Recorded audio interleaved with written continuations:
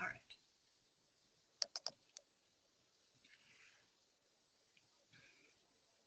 All right, well, we're recording this.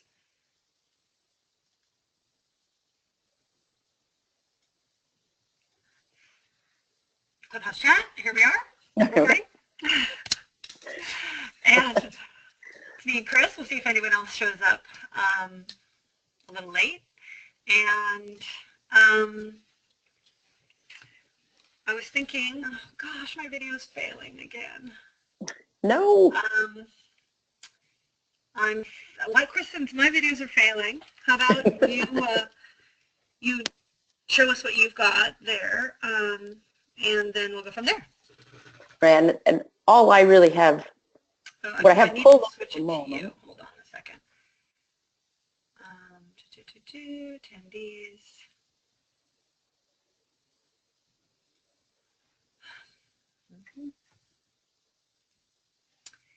And I am going to make you the presenter. So this says now you are the new presenter. Okay, go. You should be able to see. You just need to approve it or allow it or something. That's what I'm looking for. Let me see it. Something should pop up. Something popped up. When ready, show my screen. And then if you want to at any point pause it, you can hit the little pause button. And then so is my screen showing? Because it says, when ready, show my screen.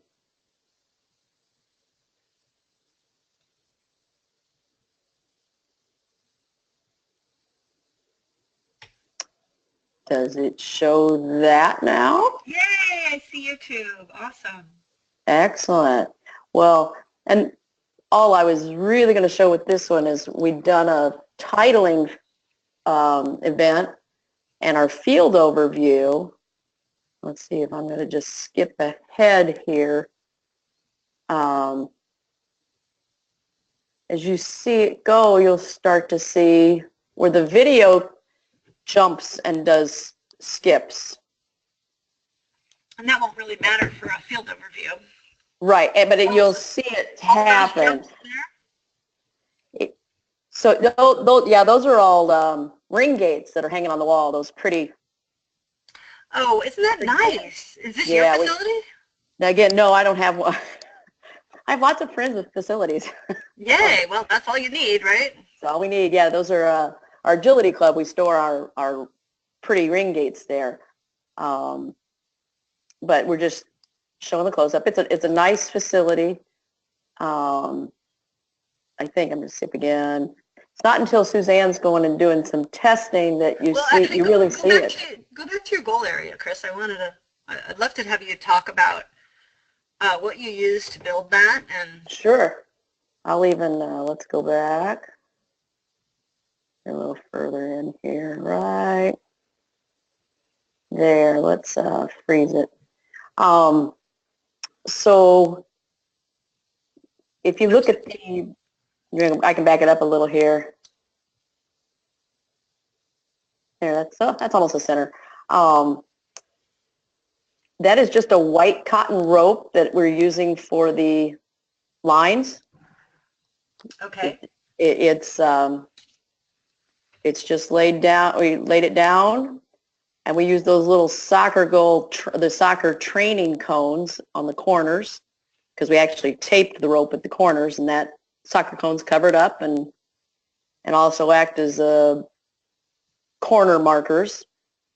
What is the surface? The surface is it's a soccer turf carpet, but it's a very short one. It's not like some of the longer ones. It's very close to what you'd almost call indoor carpeting or type material. So it's the carpet, but it doesn't have the rubber infill that a lot of the soccer turfs have.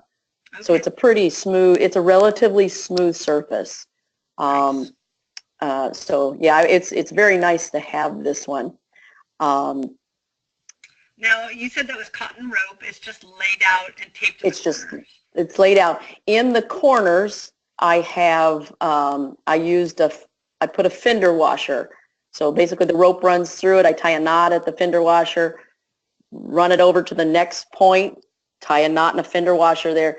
So I know exactly when we lay it out, we can just drop the rope. Each of those washers is a corner, and yeah, it makes it very easy. We can just drop the rope, tape the fender washers down, and put a little cone over it, and there you go. We've got our box. Now, do you have trouble with the rope getting like caught in people's feet, or? That was really the surprise. This was the first time we used it, and so that's some of what we're looking for. And we did not. It did not move the whole time. And maybe because the corners were tied, or they were taped down at the corners with just a little masking tape, it didn't come up, and the rope didn't. We didn't trip on it. It worked much better than I thought it might.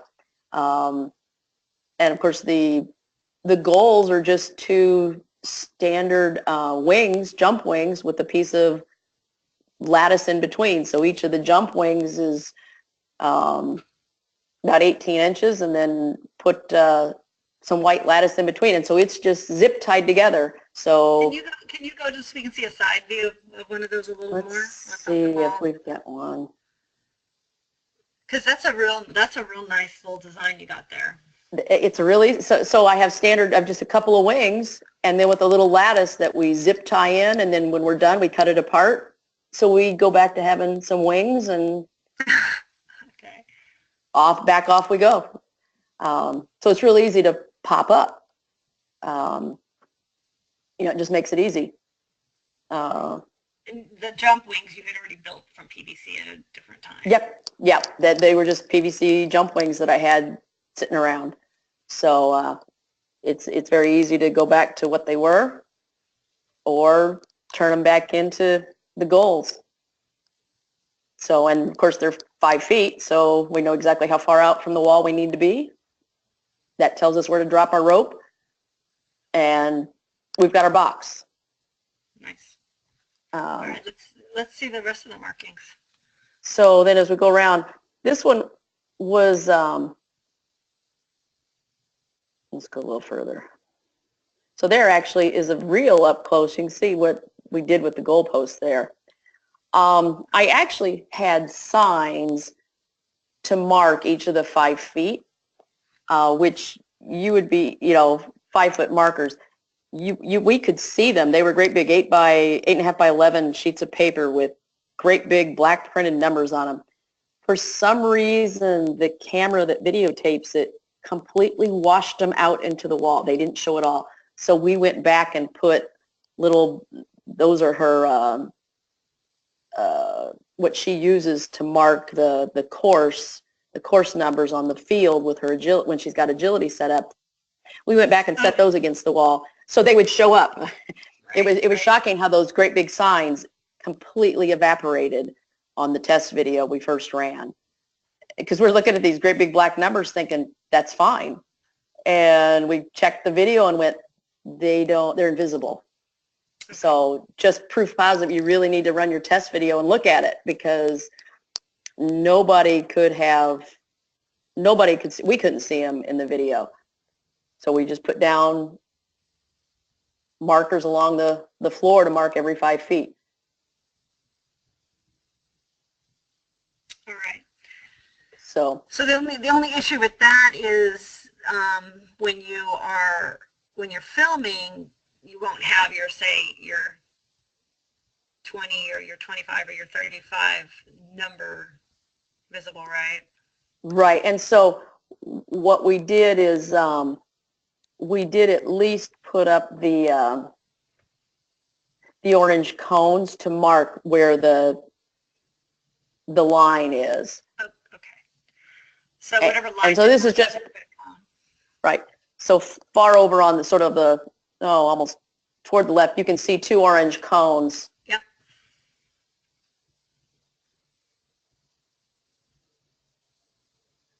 Kind of fun. I'm sorry, the last thing you said disappeared. What did you say? It's just kind of fun. But if you watch this, when you see Suzanne, you start to see the video kind of jumping. Yeah. It'll be running just fine. And all of a sudden, there'll be just a little skip. Sound works just fine. But right there, you saw a big jump. Yeah. Yeah. So what are you going to do about that? There is just so little we can do other than run a different camera that's not up by the ceiling. We thought it was so convenient to have that camera, but we don't have a way to change that camera per se, so we'll probably just have to use one of our own cameras the next time, because it does give a very nice perspective up there, but not much we can do to change that.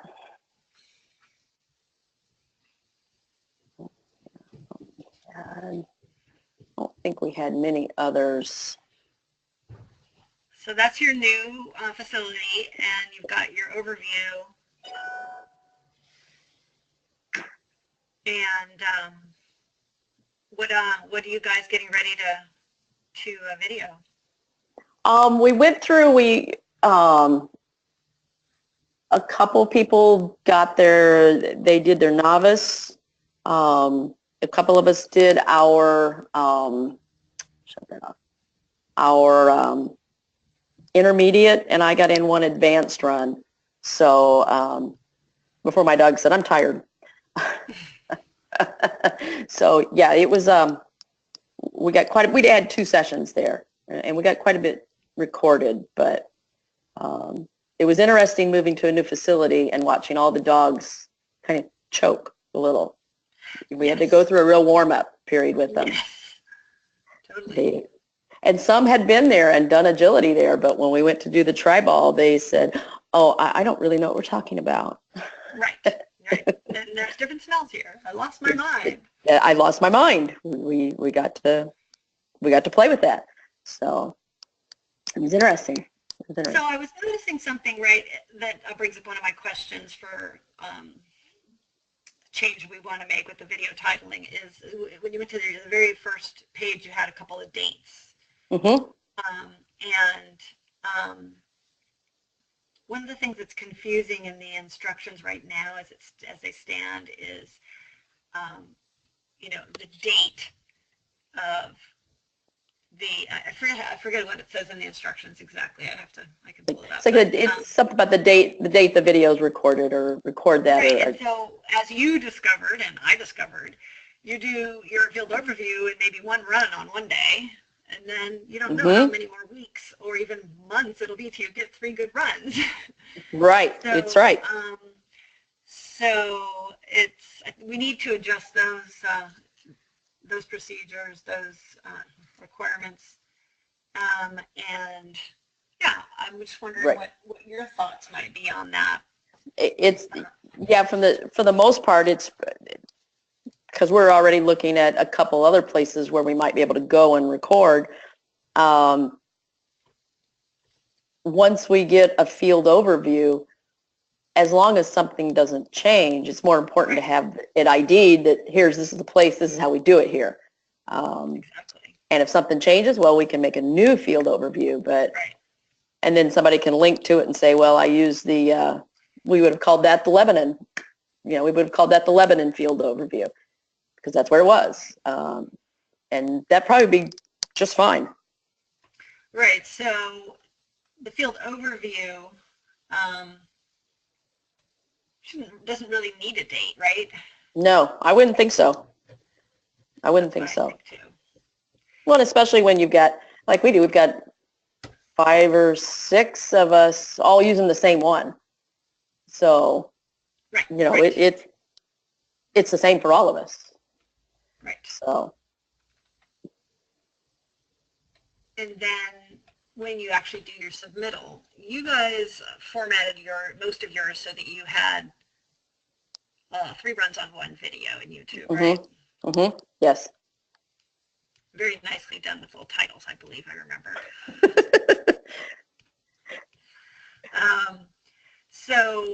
And that's where it gets confusing when you have multiple dates that you did the run. Right. And then it says to put the date in when you submit your video. So it seems to me like that date should be the submittal date. Like the submittal date trumps all the dates that you actually videoed them. Right, right. I mean, I can see where, I can see where it's nice to have when it's recorded. Uh-huh. But I can see where you also need to know when's it submitted. Like I can see a need for both of them, but you definitely don't need to know when the field overview is done, as long as you've got a link to it. Yeah. Cool. All right. Well, you said before we started recording that you had a question. Well, and I don't know that we'll have an answer right away. One of my folks has got a new puppy, and given that this is her third dog to start on Tri-Ball, the puppy is already pretty awesome. I mean, she is just showing some pretty nice things. But what we just found out is the puppy is stone cold deaf. And so it brings up questions like, we're trying to figure out how to advance with it, because how is she going to direct it out on the field? Because you really don't want your dog turning and looking at you all the time. And we're thinking, well, one thing done with field dogs is like electronic vibrator collars to get their attention. But of course, that's not really legal in any of the Tri-Ball, and so. Why couldn't you do it with the dog looking at her for every command? So you do the go out, the dog looks to wait for a push or a don't push. And then if every ball they go out, they wait for the command to push, you would always get the visual before they did a push. You're good up until you want to do things like pull the dog off of things. The dog lines up behind the wrong ball, or they're moving and you need to get them turned back the other direction. They don't know to look back to you. And so, we're kind of playing with the ideas of, well, how are we going to, what's our long game here? What's our long game? Right. But if they always wait before they push, then you can always redirect them with hand signals. Right. And of course, we're looking, when it gets really down there and distant, that's hard to see. It gets to be kind of hard to see what, So yeah, we're playing with it. We're still thinking puppy's young. We're 6 months. Probably flexibility for accommodations in a situation like that. If somebody wanted to apply for an accommodation for a deaf dog to use some kind of vibrating collar for signaling, I don't, it'd certainly be worth submitting for. It's worth. That's what I think, because this puppy is already all over the learning of it. The puppy is so sharp. It was really hard. I didn't believe her at first when she said it was deaf. Wow. It's just that sharp. And so we're thinking, this is an awesome dog. But we've got some things to figure out. So we're definitely open to ideas as we go forward. It's going to be interesting. Okay. But you get a dog who really knows their stuff, and they think they're right. They're not going to look back until they're pretty far down the path. Right. So. Well, and for the standard game, as long as they push the point ball first, the rest of the balls don't really matter. Right. But you can go, pretty far with the standard game, and they're working now on a numbered game, which then you would be needing to pull the dog off a ball and direct to a particular ball. But I'm struggling with the pulling off a ball. With JoJo, she pushes so hard and with so much enthusiasm that really, it's like one push and then she's in a dead run. It's just and the ball's in. Right. So I've decided that for the color game or a numbered ball game, I will have her wait at every ball. Mm-hmm. And I can Yep. make sure that she pushes the right She's one on the away. right one. Right. Right. And that's for her. It's like I just don't want to get her started because once she's started, I can't really stop her. I mean, Right. It takes takes a lot. Right. And then it becomes rather punishing. So yeah. We'll keep playing with it. Yeah, awesome. Well, I'll show you how our training went last weekend. Um, so we, hold on a second. I'm going to take back control. Mm-hmm. Sure. And then and you had mentioned you were working on advanced. Do you have any video of any training sessions? I have, I was going to say, I think I just switched you back. You did. Great. I'll check, see if I can't find the So last raw Sunday, video. oh, okay. So last Sunday we had, I need to hit the go button here, I guess. Oh, is that your screen or, oh, I see. What's going on? Am I on yet? No. Oh, yes, I guess, yes, I see your screen. Yeah, that is my screen, but why don't I see that little thing that I see up there? Bizarre. Wonka, wonka. Let me just minimize everything, see if I can find it.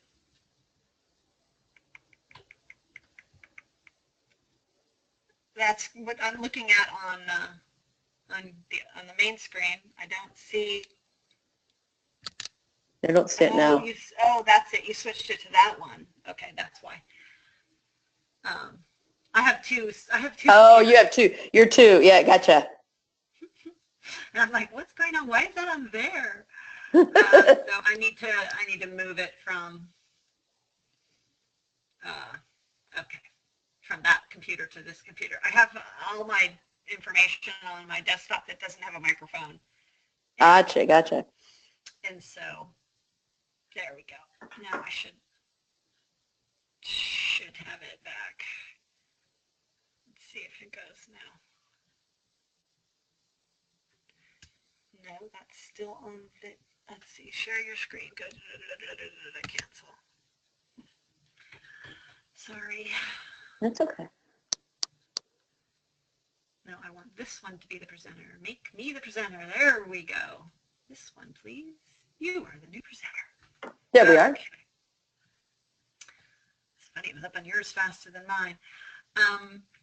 So we had a training, a normal Sunday training last Sunday, and Sandy was hosting a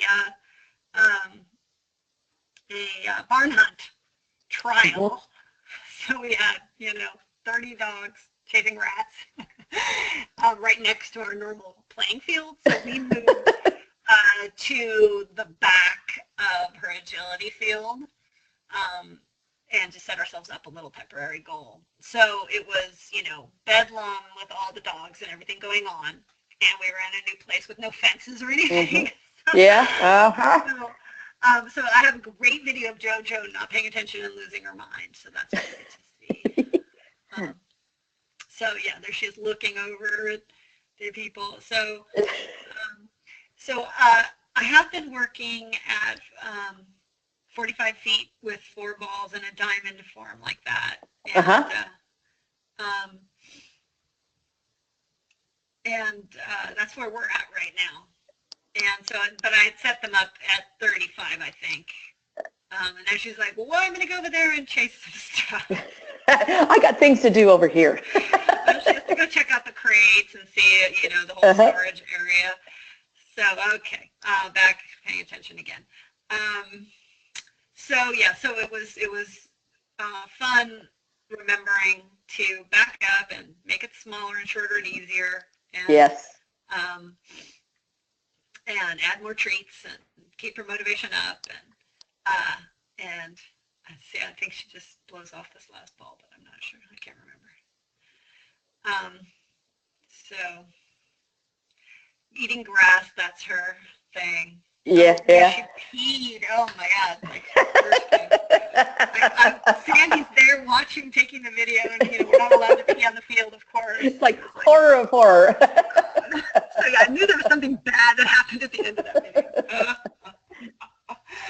So that was our best. That was our best run of the day. Oh, jeez. So yeah. So what we've been trying to move really, really slow. So we're working on advanced level, and I've been trying not to jump the gun like I did with intermediate. And so I've been setting up two scenarios. I started at one ball at 45 feet, then I did two balls, then I did rolling in like pre-novice at 45 feet, so I had somebody rolling the balls, and then now I'm up to four ball, then I did three balls loose, because for JoJo, pushing that point ball through, that adds a real level of difficulty. Yes, yes. Because she's got to stick with the point ball. Mm-hmm. So I did three balls loose, then worked till three balls tight, then I did three balls tight with one extra ball just kind of sitting a little bit, separate. So it didn't, and then now I'm into the four balls tight in the diamond shape, and she's doing pretty well, pretty consistent with that. And then I also am going back and doing a six ball run and inching it farther back. So I'm up to like 37 and a half feet with the six balls. Right. And then I was thinking, though I'm loath to bring out more balls because it takes so long to bring them out and put them away.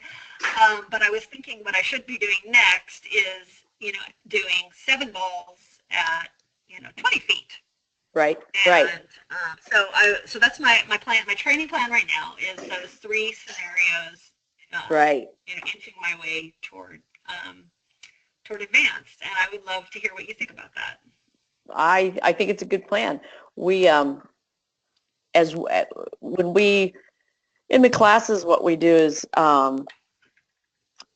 we play with different things each week. So for a couple weeks, we really focused on finding the point ball because we were having some troubles with that whole concept of stop at the point ball versus, no, I'd like to choose a different one. But we have times where we just work on distance. We did one where we set four balls up in basically almost corners, not really in the corners, but back toward corners. And the person stood in the center and sent them out to the disc. So the dog was going a good 25 feet to each of those corners and bringing them in. And then the person would slide more to one side to the other, keep stretching out that distance, and then sometimes coming easier. But the whole game was getting that real distance. We played barrel racing type exercises just with the distance, just to make it fun running. And then we just play a game where it was just driving the balls in. We just set a line of balls up and start relatively short for that dog, whatever that would be. And, there's just a straight line across the field. Bring in, and that was the whole game. How many balls can you have the dog bring in before you need to treat the dog? And then bring some more in, trying to play with that number. So sometimes it might be 3, sometimes 5, and sooner or later you're getting up to 6 and 7, and sometimes you drop it back down. So playing with that number, but always keeping it fun. So yeah, maybe one time they have to bring in 7, but then the next time they bring in 2. And not asking for a stop behind any of them. Like, keep the dog running. So just keeping that energy up. Just trying to keep it mixed up. Sorry, I think my answering machine's going to overtake this. That's okay. There. There it goes. It stopped. so we just try to keep playing with different games where we don't focus on the whole sequence. We play with pieces of the sequence. Great advice. So you Yeah. mentioned the barrel racing. So we've talked about that before on Yeah. video. So we've got recordings of that, but Right. it would just be increasing the distance. And increasing the distance. Like how far Yes. did you get up to 45 feet with barrel racing? We in our space we can't, but kind of the idea is hopefully everybody can play with it at home and really get the game so that they can go home and get that space and play with it. I mean, in my yard I do. We play up to 45, 50. Kaylee's, we've done the barrel racing easily at fit. You know, she's running all the way around the circle, and it's a good. The balls are out 45 from the center. The balls are out 45 feet from me. And it's just playing with the, you know, running around the circle, coming into me, running back out. She really loves to tug, so I'll get her running around the circle and send her back in, and sometimes she gets to come in and tug for a bit. And then we go and rerun again. So for her, that's just a lot of fun. And yet the balls are there. You know, they're way out there. She's running around them, but there's no pushing involved. It's just all about making that drive and that fun to get out there and go around those balls. So yeah, that's one we definitely play with, those kind of distances in the yard. And then you had mentioned one other thing, and I didn't, and I missed what it was. You said the barrel racing. We'll line up. I'll line up a straight line of balls, just straight across the yard. Yep. Pushing. Send them out there. Push in as many as you can. Okay, I thought there was one other thing you mentioned. I'm sure I did. I can't remember. I said it out loud, and there it went. It went out my ear too, because I got caught in the idea of line of balls. And I knew there was one other one that I wanted to come back to, but oh well. I'll think about it. It may come back up. Okay, awesome. As we go. But yeah, it's all about playing with pieces of it so that it stays fun. Not focusing on just one, and making sure that sometimes it's easier and sometimes it's harder. Just keeping it changed up instead of practicing that whole sequence. All right. Well, thank you for that. That's some great advice. So let's see. I have one other video of me, which I'm trying a obstacle course, and I'll preface this by saying, as I was doing it and then thinking about it afterwards, I realized I was not clear on what my goal was. And that's yeah. Like, what was I shaping? You know, like, was I shaping multiple pushes? Was I shaping her getting it right to me? Right. Was I shaping her balancing? Like, so yeah, that's my preface. And right. So it's kind of sloppy because it's like I didn't really have a goal in mind. So that is good. Sorry about that. So when I had played this game before, I think I was focusing on having her have the ball actually touch my legs before she got the treat.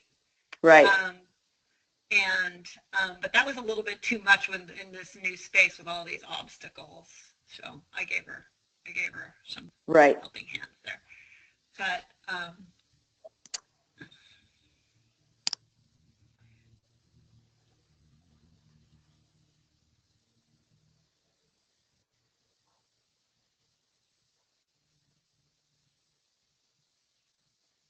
it doesn't necessarily look quite as bad as I remembered it. Isn't it? It's like, wait, this is actually pretty good.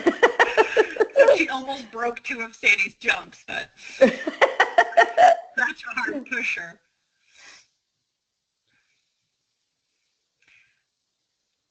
Teaching her to push softly. You know, I try to have it be my voice. If I just whisper, push, you know, she's like, wham!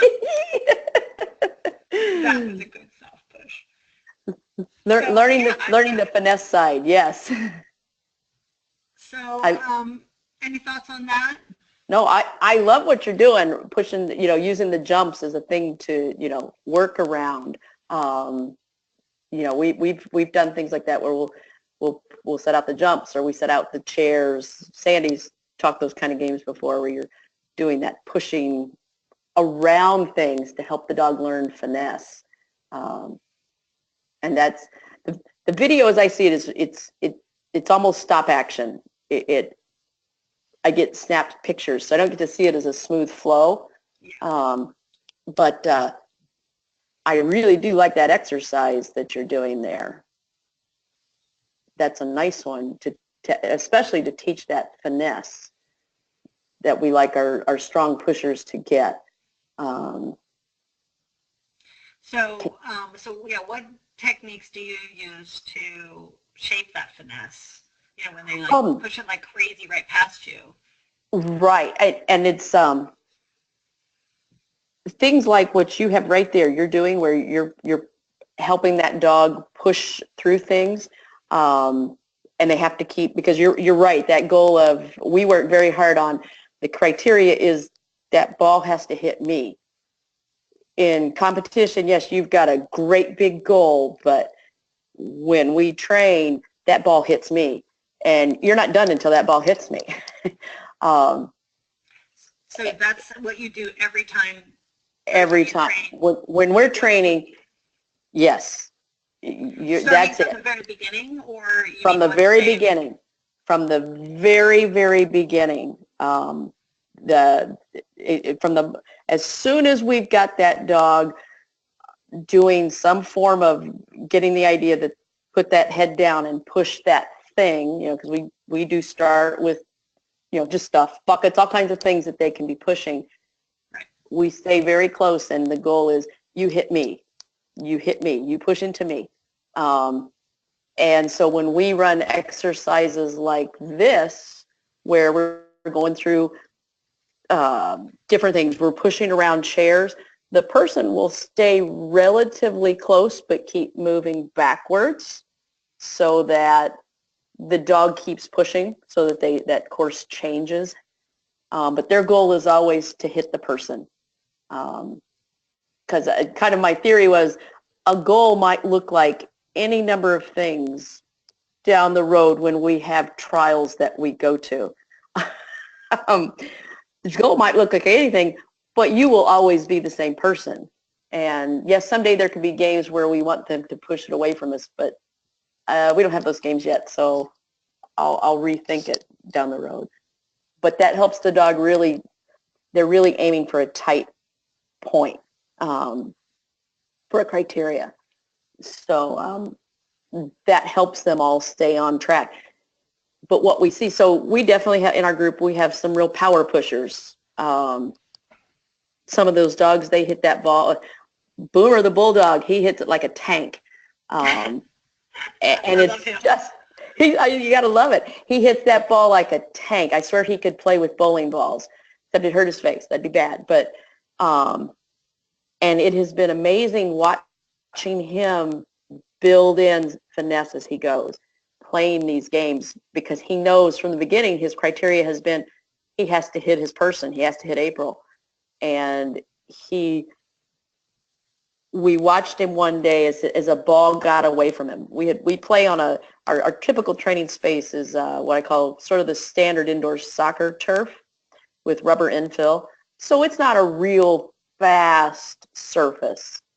But we got the opportunity to go into a different room, which has what I call your standard horse stall rubber mats, which plays really, really fast. And Boomer got the ball, and you could see him work himself to pieces trying to get that ball to April. And after he got it there, I tell you what, the next time he didn't push so hard.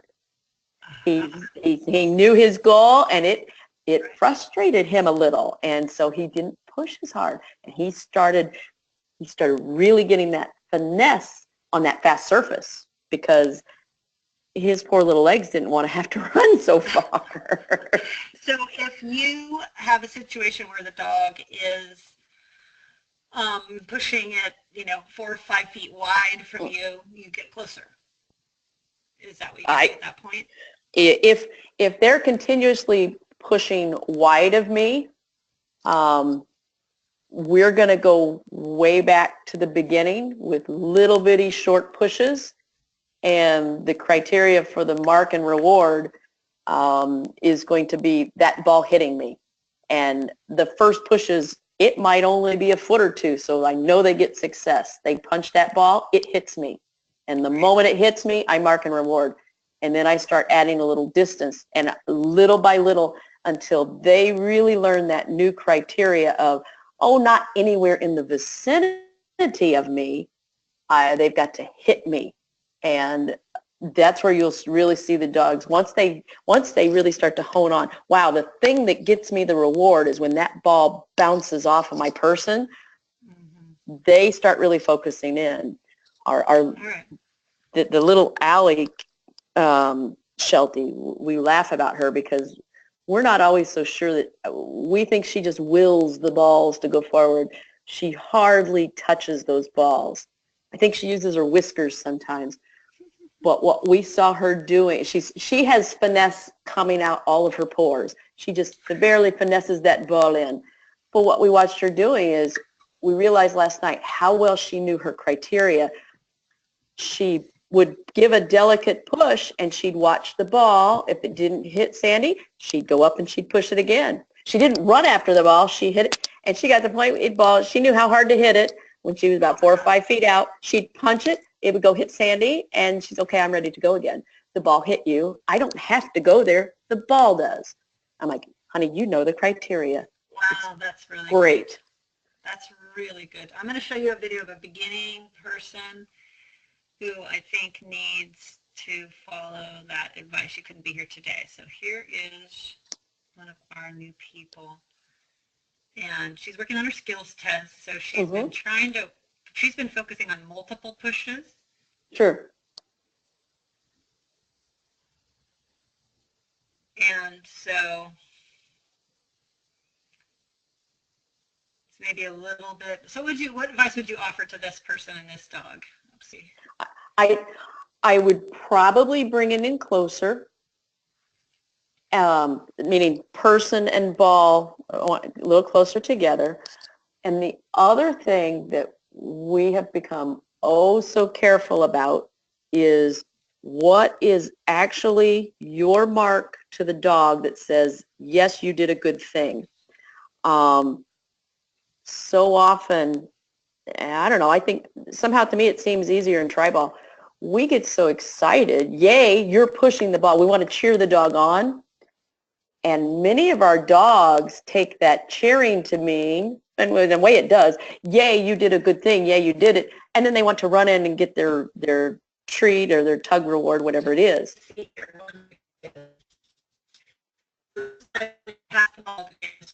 Uh-oh, you went funny. You're breaking up. No, you've turned into a musical instrument, sort of. It's really, for me.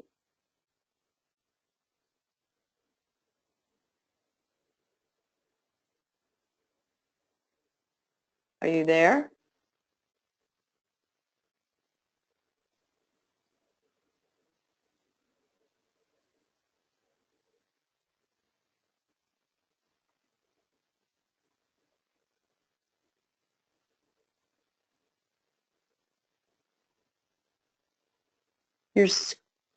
Okay, your screen kind of froze, Monica.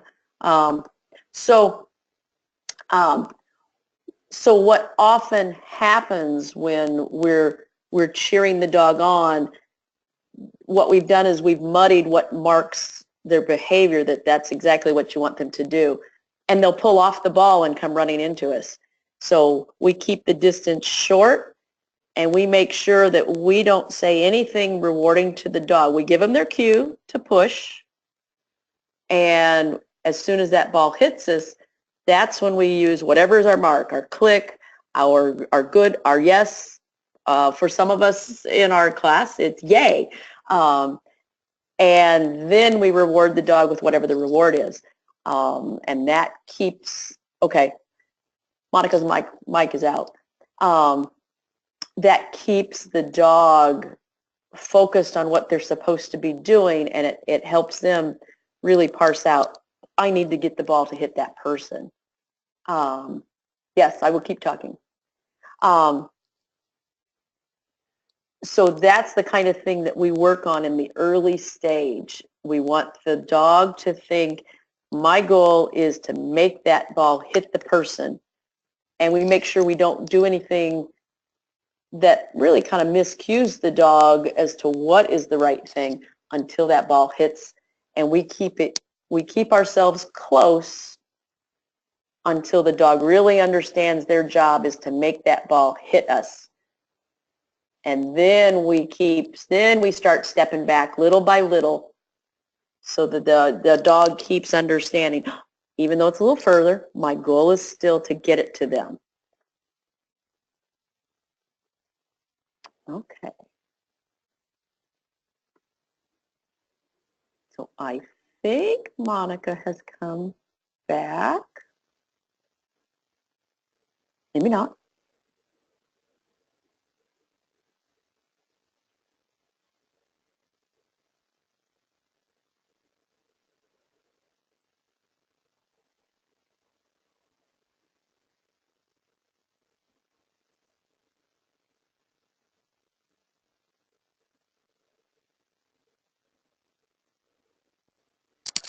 So Monica, are you back on now? I think you show that you're on.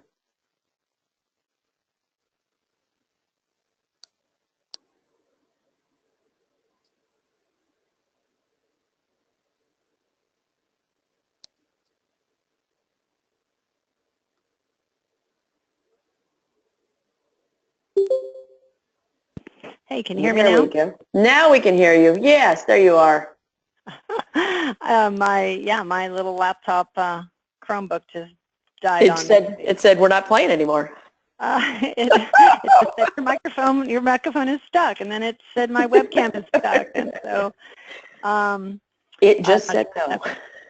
So I couldn't, and then I didn't think to turn my other speaker on, so I don't know what you've been saying all this time, but now I heard the last couple things you said. So right.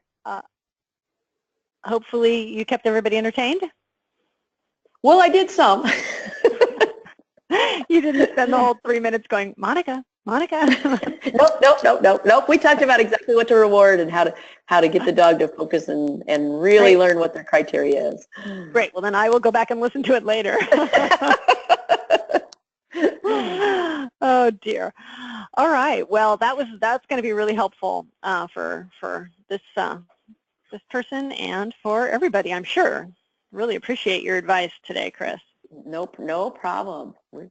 We're having fun. I was hoping to bring up I wanted to bring up video of my dog working on the advanced, but it's archived on a hard drive and I don't have them actually labeled as to what they are, so we'd have to go through a whole bunch of videos to find it.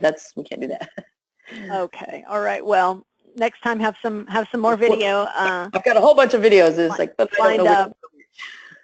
Yeah, and take some video of your games too, because I haven't seen anything posted on the Nate Facebook from you, and it sounds like you have some fun games that people would love to see.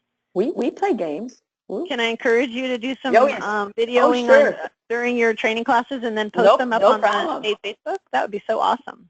No problem.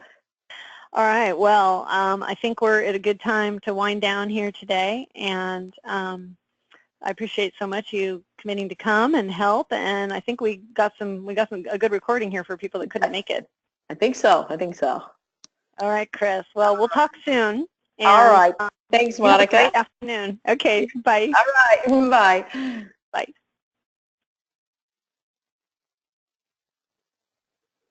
Bye.